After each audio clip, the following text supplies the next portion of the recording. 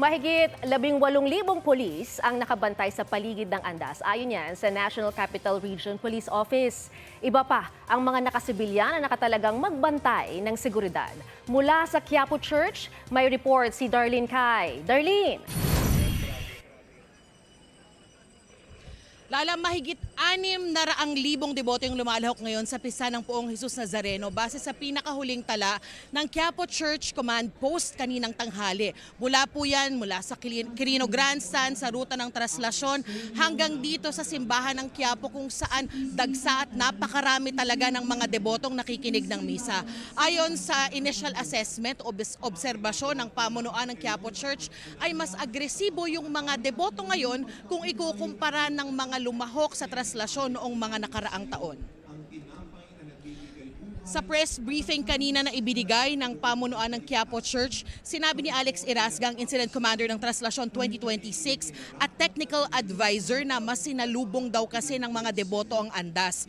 Dahilan kaya inabot ng higit 6 na oras ang Andas mula sa bago lumiko sa Finance Road hanggang makatawid ng Ayala Bridge na nasa 1 kilometro lang. Sa ngayon, ang nakikita nilang pinakamalaking hamon sa pag-usad ng Andas ay ang mga taong sumasampa sa unahan nito. Hindi raw talaga mapigilan ng mga deboto na salubungin ang Andas ng Poon at sumampa sa unahan nito para makahawak o makapagpahid ng bimpo sa salamin.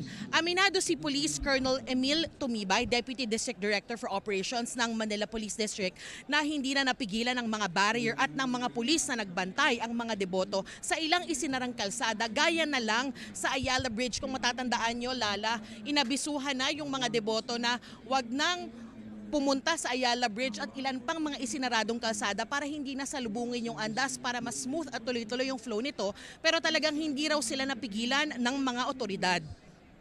Kung matatandaan nyo rin, noong nakaraang taon, nagkagirian sa parteng yan ng mga pulis at mga deboto, kaya may ilang pulis at debotong nasugatan.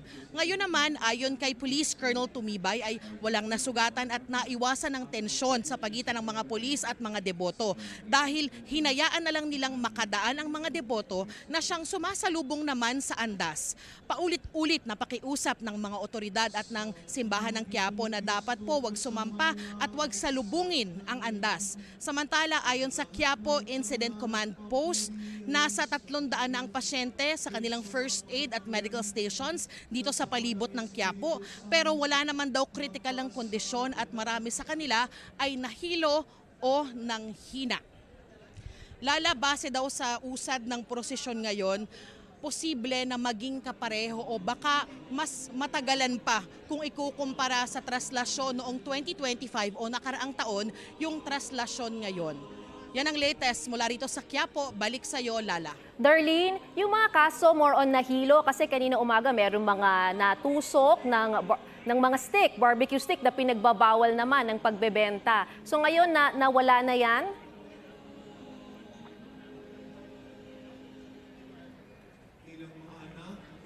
Darlene?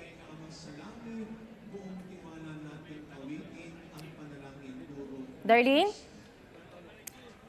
Subukan po natin uling ayusin lamang at balikan ang linya ni Darlene Cay. Siya po'y nakatutok pa rin sa nangyayaring traslasyon at kanya nga pong nabanggit na isa sa nagiging hamon at pahirapan ngayon sa pag-usad ng Andas ay yung mga sumasampa na una nang pinakiusap ng Quiapo Church maging ng mga pulis na wag na pong gawin ng mga deboto. Ay niyo pong nakikita ngayon na live video sa Quezon Boulevard at kapansin-pansin na hindi po talaga napipigilan ang mga deboto na sumampa. Sila po ay talagang umaangat at pinipilit na ipunas ang kanilang mga panyo sa Andas. At ito po ang nagiging sanhi ng pagbagal. Kaya ang tansya ngayon ng pulisya ay maaari talagang tumagal at maaaring mas mahaba pa sa nangyaring traslasyon nung isang taon.